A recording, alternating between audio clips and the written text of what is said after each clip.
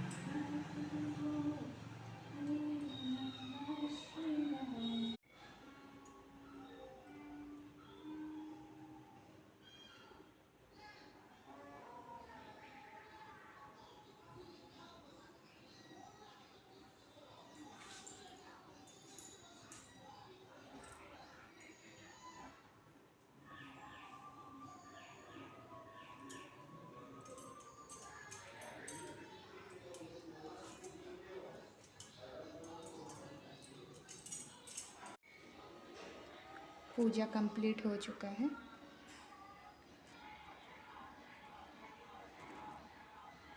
आज सुबह निकले थे तो फूल मिल गया, नहीं तो फूल नहीं मिलता है।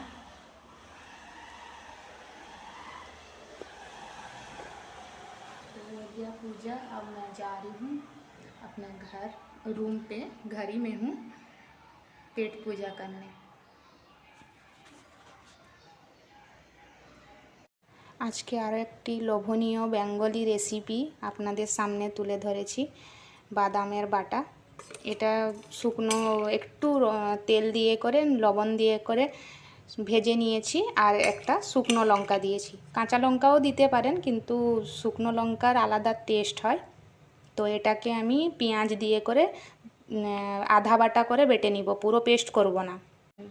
দেখুন পেঁয়াজ কুচোনোটা ওইখানে দিয়ে দিয়েছি।